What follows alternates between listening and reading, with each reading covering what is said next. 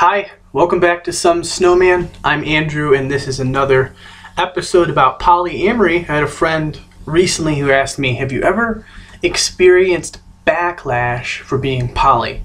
The answer to this question in my assessment is at least twofold. The first being directly responding to the question with the word backlash, and then the second is more about what I would call as pushback and the distinction between those two for me. So short answer is yes, I definitely have experienced backlash, as well as a good amount, really almost a large amount and an unavoidable amount of pushback. And I'll talk about that first.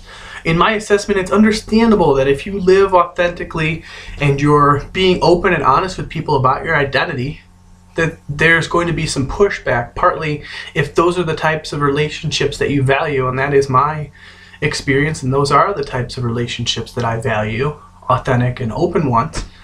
People do push back sometimes. They ask the hard questions. They can be judgmental. They're afraid. This is something that they haven't experienced, and the fact is that human nature, and I don't mean that to say that we should write off transcendence. I think the contrary is true, that we can overcome our human nature, but our human nature is such that when we're presented with something that seems really counter to who we are as our identity, like polyamory seems to be for monogamy, that people resist that adamantly. So I say that, and I say that's tough, but I'll tell you that if you're a polyamorous person and you've thought a lot about it, and you've come to this decision to be who you really are through a lot of contemplation, that when you experience pushback, that you're going to be prepared to respond to those hard questions. So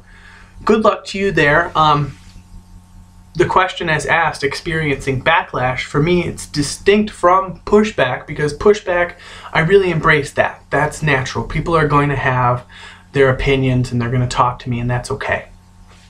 Backlash is more when it's something where, you know, a person or a group of people don't want to talk about it. And I've got a few examples of that I'll talk about now.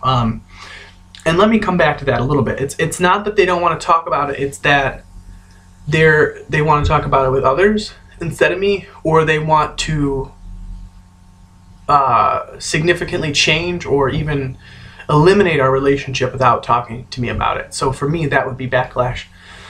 3 examples. First of all, in the very beginning, over 4.5 years ago, when I first became poly, my partner Anya and I lost a lot of friends just because we'd been mono all our lives, like everyone, and all of our friends were mono. And when we became poly, they felt like we didn't have anything in common anymore. And in a lot of ways, we had a lot less in common, but since we do have friends that are mono and were mono with us when we were, I can say that we would have stayed friends with them, but that was their choice. So I think that anybody who is newly poly or thinking about becoming poly, there's a good chance that you will lose some friends in the process. Some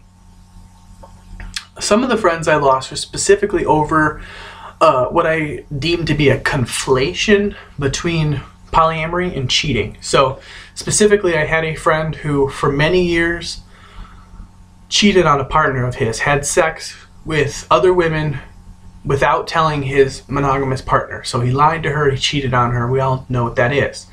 He did that for many years on a regular basis, weekly, monthly. And when we came out as polyamory, emotionally he felt like those were synonyms. You know, so you've got someone who's poly, me in this instance, and my partner Anya, we have sex with more than one person. He used to cheat and lie to his partner, but in terms of the behavior, right, from his point of view, he had sex with more than one person. They seemed equivalent.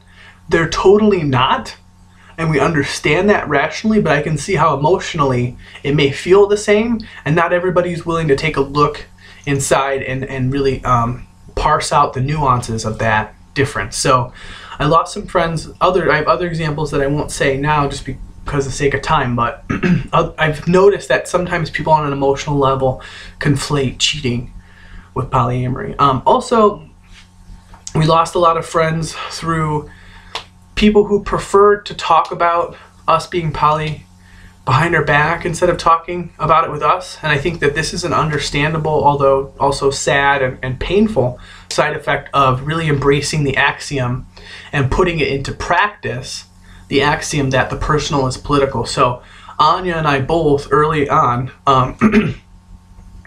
really walked our talk, and we're poly. And so when things came up that felt mononormative, normalizing monogamy as the only choice, we would talk about it with people. And so everyone knew that we were poly.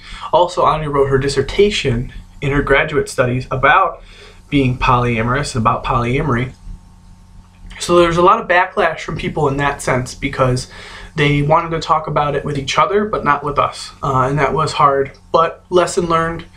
Everybody's better off. They just weren't compatible relationships. I'm not compatible being friends or even acquaintances with someone who'd prefer to talk about me when I'm not there, especially about really important matters. So